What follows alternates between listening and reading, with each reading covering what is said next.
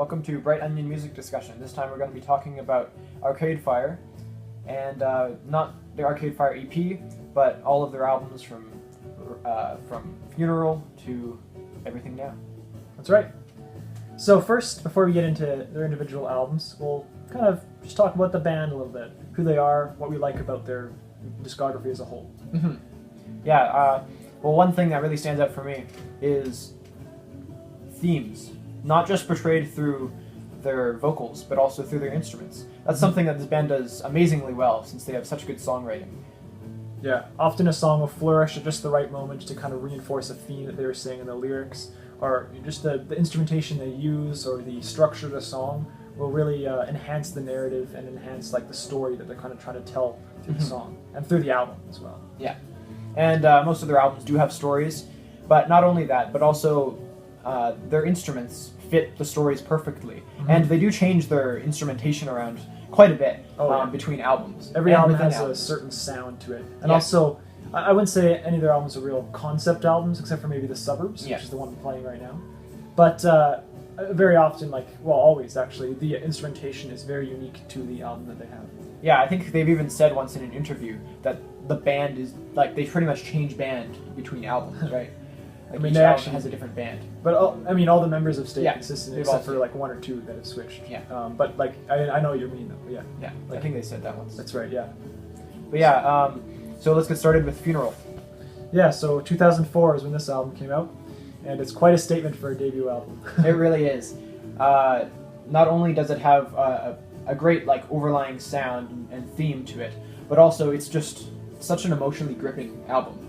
Yeah, it's very raw in many ways. Not only in the production style, which really actually kind of enhances it, and it's also raw in the vocal delivery, even in the lyrical content. It's very personal. Yeah, and it really relates to us because if you didn't know, this band is a Canadian band, and we're from Canada, and so a lot of the songs do have to do with living in the neighborhood in the winter time or something like that, right? Where everyone stays inside because of the cold.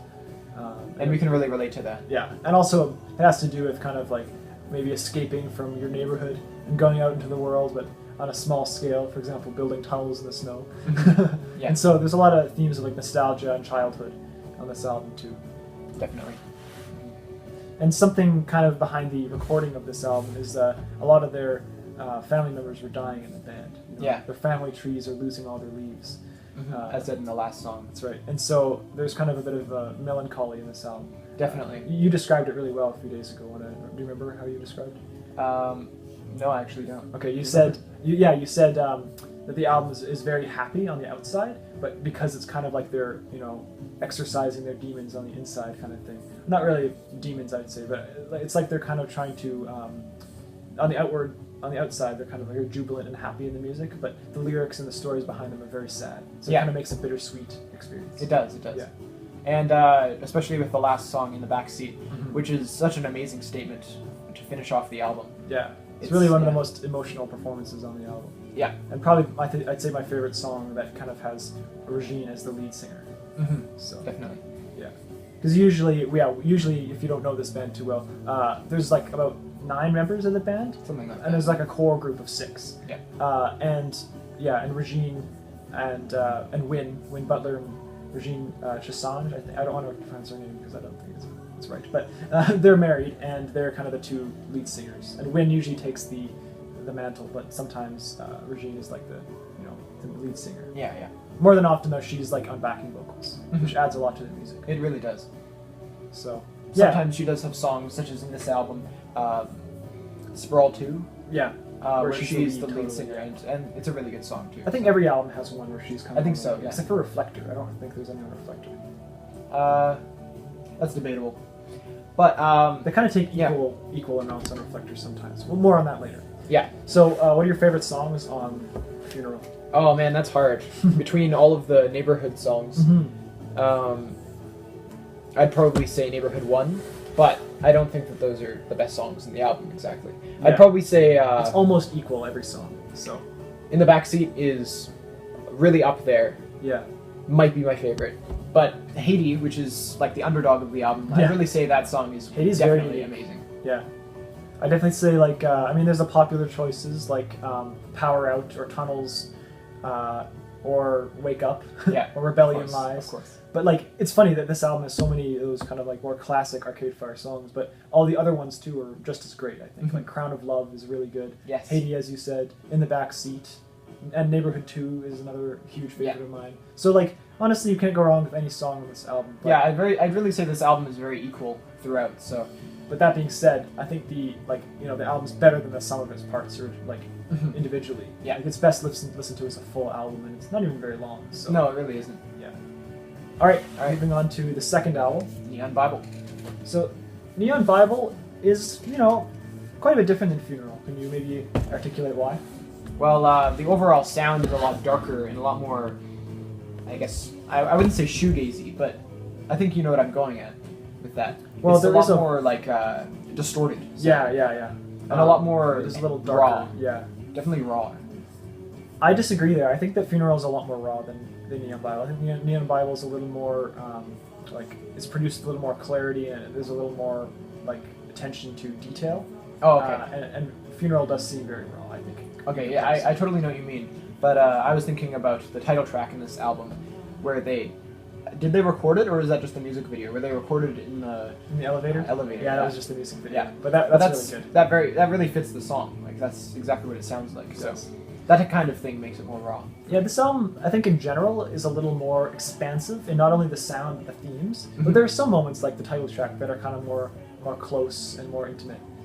Yeah. But mostly, I'd say the album's quite grandiose, Mhm. cinematic, dramatic. definitely. Yeah. I mean, Neon Bible, I guess, has a bit of a religious undertone to it. But I'd say the album really isn't much about religion at all. No. It's more about consumerism. Yeah, definitely. Yeah, I'm pretty sure it was inspired by a book called Neon Bible. I haven't heard of this book. You haven't? No. I heard something about it being inspired by a book Okay. about that. So Makes sense. And also just by the I keep bringing up the cover. The cover does look like a bunch of neon signs that look like Bibles. Maybe they're Yeah. flashing. That's why there's the different pictures. And so, I mean, you can see how it would relate to consumerism. Maybe consumerism being held to the standard of a Bible for Yeah. some people. And I definitely say that their newest album, Everything Now, is even more relevant to consumerism. Yeah. All that. Like I'd say, some people criticize Arcade Fire being a bit of a preachy band, but I'd say back in the time of Neon Bible, I'd say that they kind of tie their themes well into the music without it really,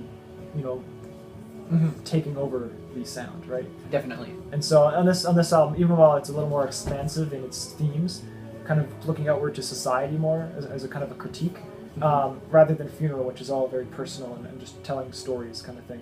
I think even despite that, it doesn't ever lose, and it doesn't ever get a bit, you know what I mean? It doesn't really hurt the album in any way. It really doesn't, That they're yeah. critiquing society. Like sometimes people could find that annoying, but I think that they do it really, really well on Neon Bible. Yeah. Could you name some of their critiques of society that you think are talked about in this album? Well, there's Antichrist Television Blues. Yeah, Um, that seems to be kind of pointing Yeah. out the hypocrisy of people that kind of sell out their Reality their TV family. kind of Yeah, thing, yeah. exactly like that. And they kind of lie to themselves and think it's about religion, but it's really just about the money. Yeah. That's what that song's totally about. Yeah. And also Intervention, about I think it's about a veteran, right, who's neglecting his family and devoting all of his time to church. Yeah, And so because he that's- feels like he didn't do enough or something like that. Yeah, and he still is fighting battles, even though he's done fighting the war. Yeah. Uh, It's a very sadly themed song. It is, but the song is super dramatic and Yeah. extremely emotionally charged. Mhm. And one of the biggest reasons why it's effective is because of the massive organs. Yes. Oh man, this album, just like the last song too in this album, Mhm. massive organs really help this album to Yeah. bring across the mood it wants. Yeah, My Body is a Cage, the final song, Yeah. is really quite a statement to this song. And also, what's cool is that My Body is a Cage doesn't even need to be the closer, because No Cars Go works just as well as a closer. I know, as the yeah. second last track. And Yeah, so, but My Body is a Cage, like, oh man, both of those songs are just as good as closers and just as good as songs. Like, Mhm. I probably could choose favorites on this album. Yeah. More than Funeral and Reflector. It's not quite as easy, as equal It's as really those. not too Yeah. equal, but there are some really amazing songs which put it up there, like even further. Some of the songs are even better than songs from Funeral, while some are less than That's the right. average. There's, So. there's a little more ups and downs in the quality of songs, but they're all very, very good. Yeah. I don't want to say any song here is weak. The whole album's great. And yeah, but of course, like I'd say maybe Keep the Car Running, Intervention, and No Cars Go, and My Body's a Cage, and Ocean of Noise. I'd say Ocean of Noise, those are definitely my favorites. And then the Same. rest I would are totally just agree. good as well, but those are the highs. Yeah. For sure. I always love when I listen to this album and it gets to No Cars Go, and it just ends, and there's so much, there's like this euphoric ending to that album, right? Mhm. And you're like, oh, right, and there's another great song after this. So Definitely. it definitely has, I think, one of the strongest endings of any Arcade Fire album. Yeah. Those last two. But yeah. Anyway, I think that's enough on Neon Bible. Yeah. So now we'll move on to the album that's actually playing in the background right now. And their most popular album, too, which is The Suburbs. So, why don't you introduce The Suburbs? Well, I was actually alive when this album came out, and I don't think I watched it in the win a Grammy or whatever. Yeah. But no, like I was alive during then, and I was old enough It was to actually know the band. It was only So. a few years ago. yeah. Well, I'm happy about that. And yeah, this album, you might say it's more accessible and more normal than their other two, the two before this. But I Which really agree with, but I would agree, but it's not exactly more accessible. It's just more that they changed their sound to be more of like a pop rock sound rather than a rock sound or. Well, the first two albums are they're kind of what do people call it? Like a kind of like chamber rock. Yeah, sure. It's like an expansive indie rock that just has like a lot of instruments in it that most indie rock bands would have. Right? Yeah. And this album, they kind of it's shrink that just a bit. It's more streamlined. Yeah. Also, it's a concept album, so all the lyrics kind of point to one theme, which is remembering their childhood when they lived in the suburbs and going back to there and getting nostalgia. That's really it in a nutshell. Yeah.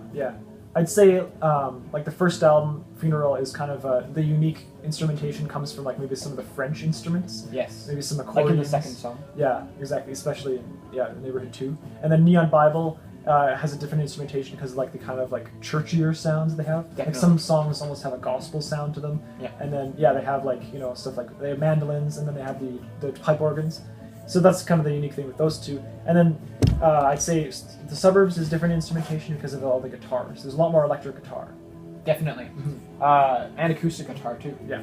Like guitar, it's a really guitar-based album in many ways, but some of the songs don't have any guitar in them at all, such as Sprawl 2. Sprawl 2, yeah. But or yeah, Sprawl 1 as well, I think. it might have guitar. I don't know, but But yeah, there's some strings to this album. definitely. And there's also some kind of electronic stuff as well. Yes, such as Sprawl 2 And Half-Light. and Half-Light 2.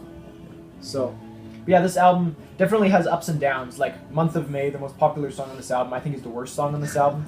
It's just not quite as good, but it does have the really nice kind of like dissonant siren type of noise. I'd say no song on this album is weak, but I say that song's weak. I like Month of May still a little more than you. It's still not one of my favorites though. But I'd say for me, like the lowest point in the album is the Half-Light 1 and 2 part.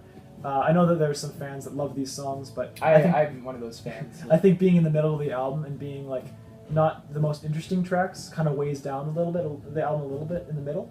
But then when it gets to Suburban War, I think from there to the end it's perfect. Suburban War, that was one of my favorite songs. I really used to think that it was the accessible song on the album, but I think my which songs are accessible to me is really skewed because I've listened to a lot of music, and so I really think that it is one of the more experimental songs on the album, and I still love it today. And I've listened to this album probably about 20 times more than I did when I loved that song earlier. So yeah, definitely. There are a lot of accessible songs. The whole album's pretty accessible compared to the first two. But at the same time, you don't get over it. No. Like most accessible albums, you'd get over faster. This album, it's not. It doesn't keep that. So And that's mostly because of how strong it is as a full album. yeah, It also is quite longer than the first two. definitely. But about accessibility, though, I was going to say that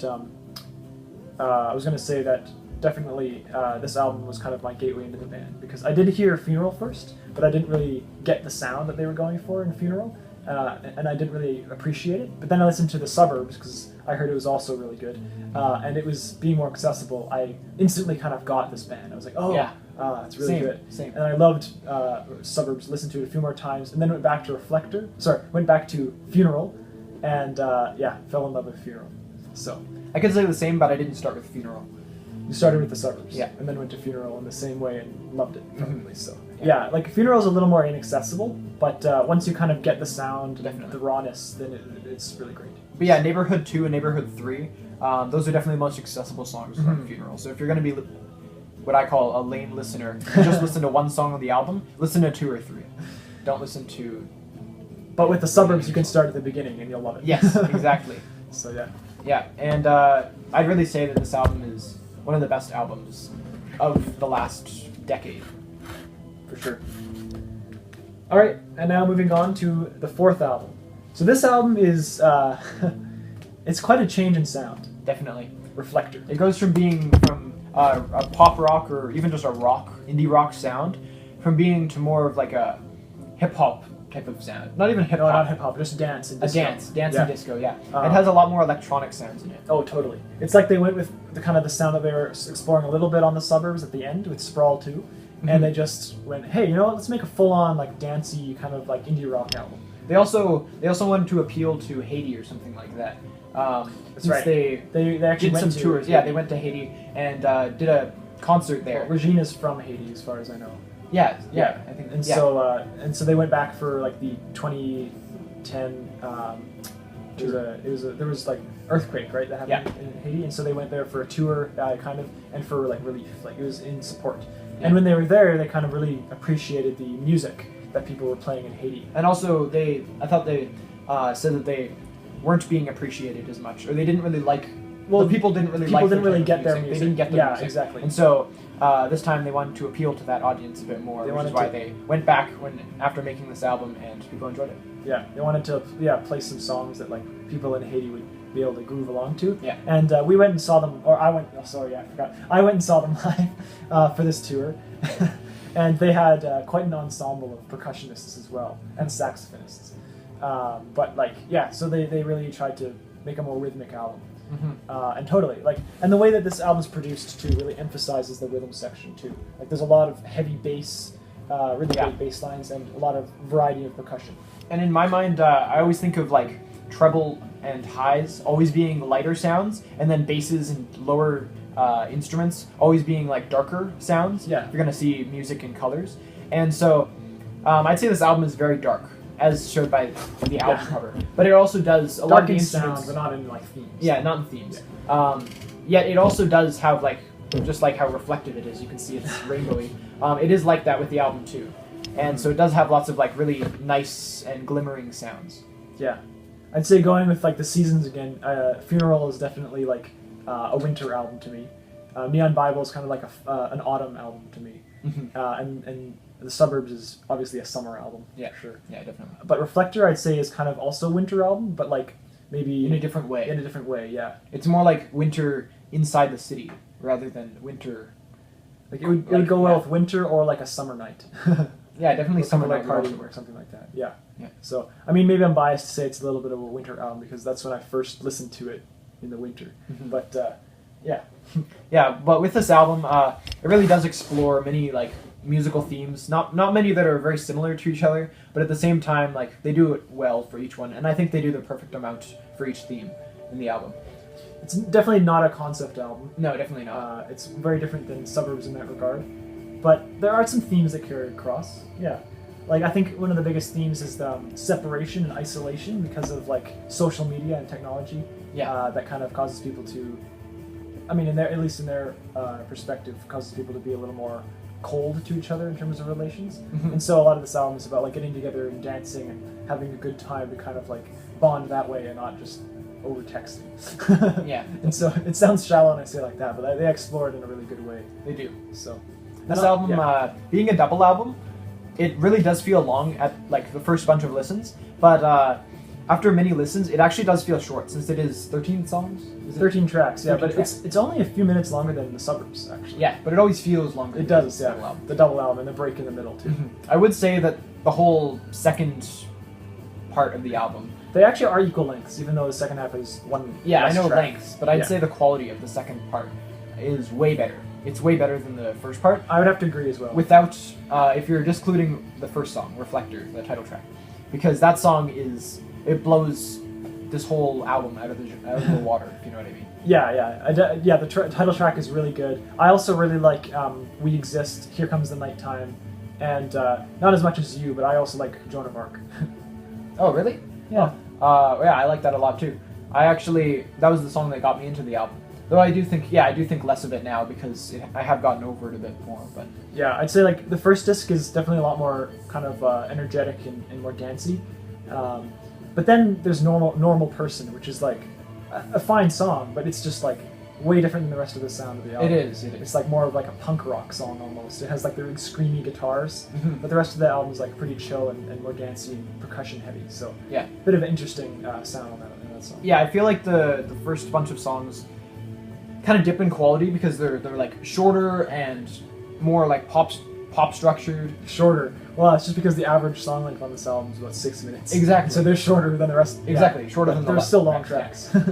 And they're just not quite as interesting instrumentally as the end of the album. There's always really cool like electronic flourishes in the percussion in the first half, but that's even more in the second half anyway. Exactly. But like that's one of the few things I really love about the first half is that like in a song like You Already Know, which is a pretty regular type of song in terms of like the instrumentation and the beat and everything, but it has these really cool moments where the production kind of takes over and everything seems washed and has this really unique kind of texture to it.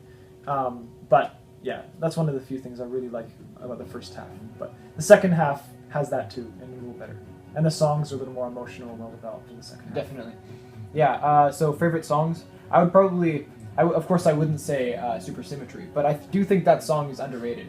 For being a closer on the album, it is amazing. It is way better, and it closes the album way differently from any of their other albums. Totally. Because most of their other albums either like start as they finished, have like a closer type of track that's the same as how they started Or it, they're really dramatic. yeah, just like their first two albums. Yeah. This album, it has like an ambient song for the last half of the last song. Even is the just an first half ambient is track. pretty ambient too, though. It is, yeah. Like, the percussion really has like a lot of air to it, Mhm. and the whole song is just like really spacious sounding. It is also really cool because if you play the second half of the song, it's a 10-minute song. So if you play the second half of the song over the first half, I did this on GarageBand or whatever, and if you do that, it adds a lot to the song. It makes more of like an ambient song and It adds is in some cool sync, layers. too. It Yeah. is in sync, yeah. Yeah, definitely. I usually don't listen to the whole track of Supersymmetry. I usually stop it after the song ends, but there is an odd time where I listen to the whole thing. It's just Really? really interesting. I always listen to the whole thing because Yeah. that adds a lot to the album. Really, it First really time I listened to the album, I exercises the definitely- theme. Yeah, the first time I listened to the album, I really loved that like last ambient bit because it was just so interesting to me that they do that. Yeah. But like usually when I listen to the album, I don't listen to the whole thing. Sorry to say. Understandable. That's okay. But yeah. So what are your favorite songs on this album? Well, that's hard. This album, the whole last half is really good. I feel like Porno is really underrated. Good song. It is a really good song, but at the same time, both Awful Sound and Oh You're Ready to See Your... Awful Sound is the Oh yeah, Oh You're Ready to and See It's and Never Oh Over. Orpheus. It's Never Over. Yeah, or Oh Orpheus. Orpheus. Yeah. Both of those two are songs, great. like twin songs, Mhm. those are like definitely my favorites. I love the way actually. that Awful Sound ends and It's Never Over begins because it's kind of like it kind of has a cut-off ending. Yeah. And then the other song fades in pretty slowly and it's like a really good. Yeah, moment on it the really album. is. And but I also would say the title track is up there. Oh, of for course. the songs, And of course. Here Comes the Nighttime, I think, Yes. is also really good. And Here Comes the Nighttime too, if you're gonna link those two. Sure. I think it's really good. Yeah, Here Comes the Nighttime too.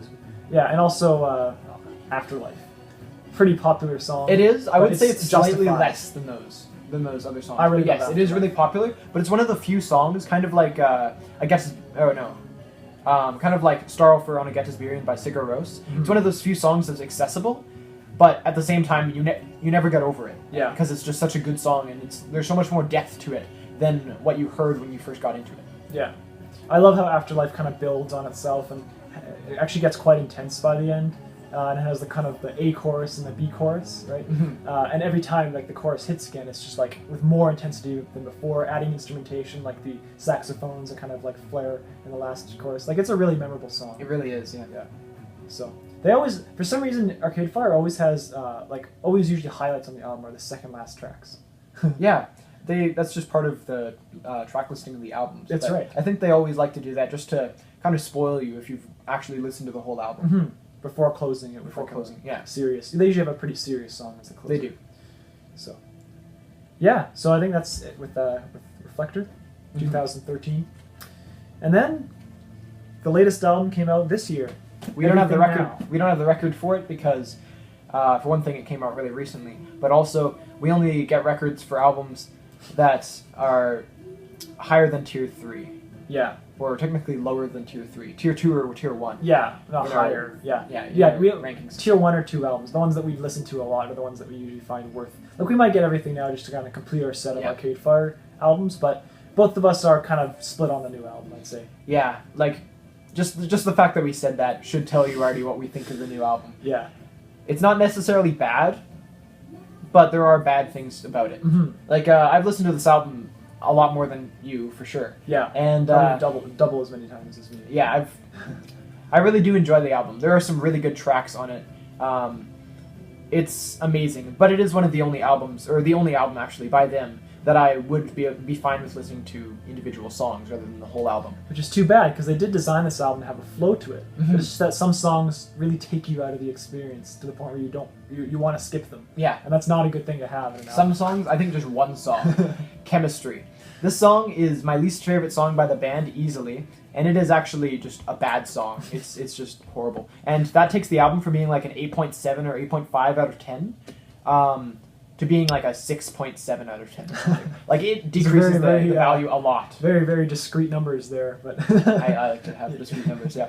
But it really takes it just ruins the quality of the album because it doesn't even really flow with the other songs in the album too well. It's just, the album is pretty serious. Like It it has a is. very sarcastic, almost cynical, biting nature to a lot of the it songs. does, and it's like And then Chemistry is just in there as a a pop song some kind that of pop is song. not ironic. And we wanted to make a little bit of a comparison between it and another song. So I'm just going to play that quickly.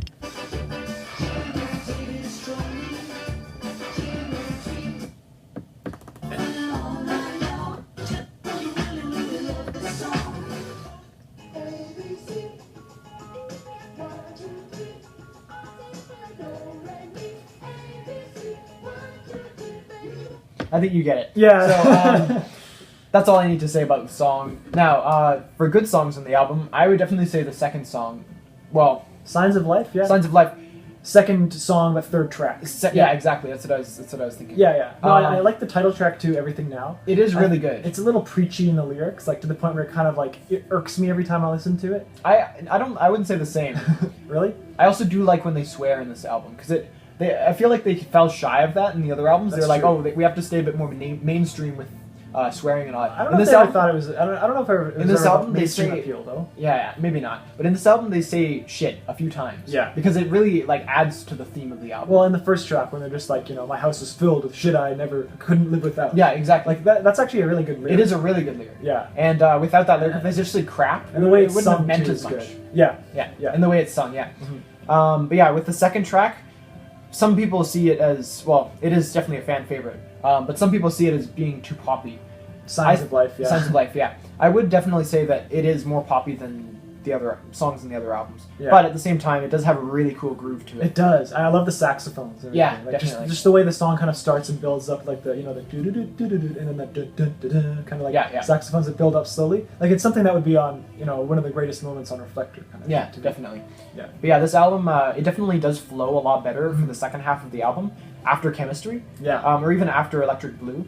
But at the same time, while it flows better, it also kind of like has ups and downs Yeah. during that part. I feel like a lot of the tracks just for me aren't as exciting or dramatic as on the first 4 albums. Like I'd say probably Reflector is not an album where they try to have dramatic songs with a huge variety of instrumentation like the first 3, but they did something different with that album and it worked. And this album, I feel like they did something different again. Yeah, I feel like they left But- that behind in their. That they lost a lot of that. they lost a lot of the really like emotional moments, right? Yeah, There are still a lot of them, like like in the Everything Now, last song. Yeah, exactly. and the And- first track and the last track for Yeah, sure. definitely. We Don't Deserve Love. Yeah. That's a great track. It is. Also, It's definitely my favorite track on the album. yeah, I'd probably agree with that as well.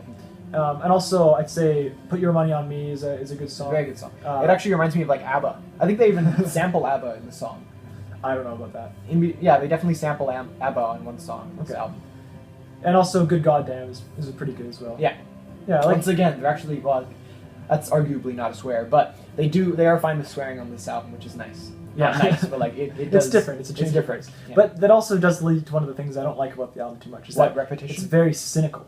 Oh. Like, I feel like this I album love that, doesn't put actually. me in a good mood when I listen to it. I actually love that because it's cynical. Like the lyrics are cynical, and some of the like musical themes and all that are cynical. Mhm. But at the same time, it's really like happily produced, except for Creature Comfort.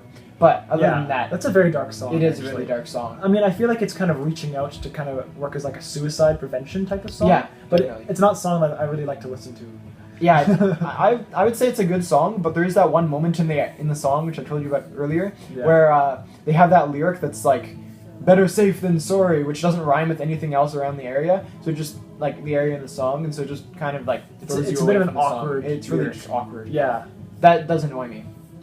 Also, there are some pretty repetitive lyrics on Definitely. this album too that kind of take it away a little bit. Like on "Good Goddamn," which is a good song, I think. It just how many times the chorus or the title is repeated, it just gets on my Exactly, yeah. nerves a little bit. yeah. It's like or "Electric Blue." that's one same thing I liked about their other albums a lot more, is that they always like had the same. They sung the same ostinato, I think it's called, or something like that.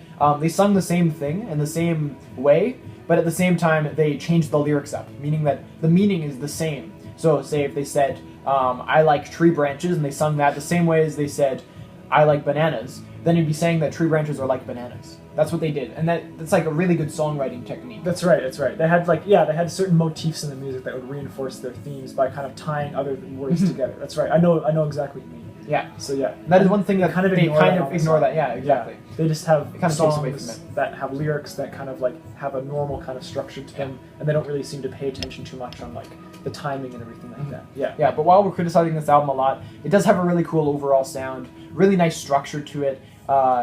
Starts and finishes very nicely. I love They how loop around they loop completely around completely. perfectly. If Yeah, you so good. if you go on the setting on your phone or whatever to make it so the album loops, Yeah.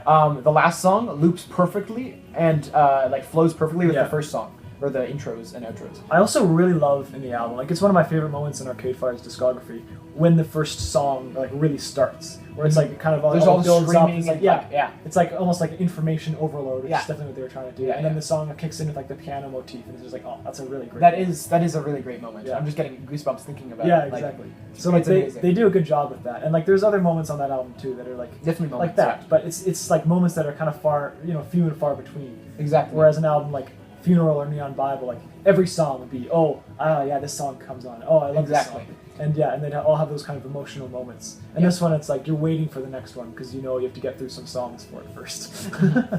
So yeah, so that is definitely a takeaway, but still a decent album. Definitely a decent album. So if we're gonna split them into tiers, I would definitely say that Funeral and The Suburbs are a tier 1, which is the top.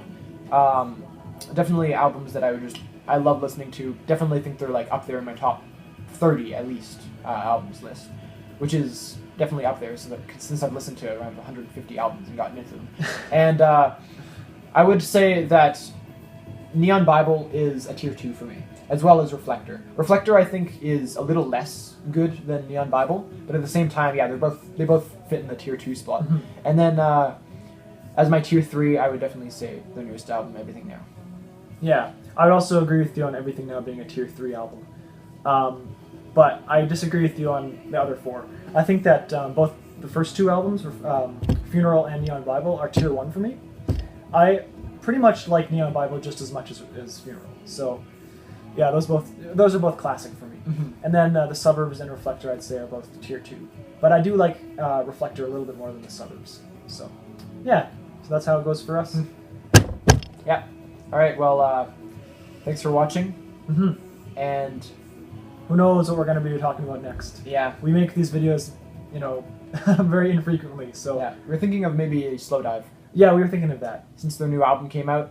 and it's very good. It's very good. And yeah, we'll probably have to listen to a few more of the albums since we've only listened to Souvlaki and Slow Dive. That's right. But yeah. Maybe they'll be the next one. If there's another band you really think we should talk about and get into, or a band that you probably think we have gotten into already, yeah, leave it in the comments and we'll consider it. And we have listened to Tim Hecker. Oh, bit. yeah. Yeah, That's quite a right. bit actually. Yeah, Love Tim Hecker. Streams and I've listened to Rave Death in 1972 as well. Yeah, really, okay. really good album. yeah, so we'll probably talk about those soon. Mhm. But until then, Until then, Stay thank you tuned. for watching. Yeah. All right.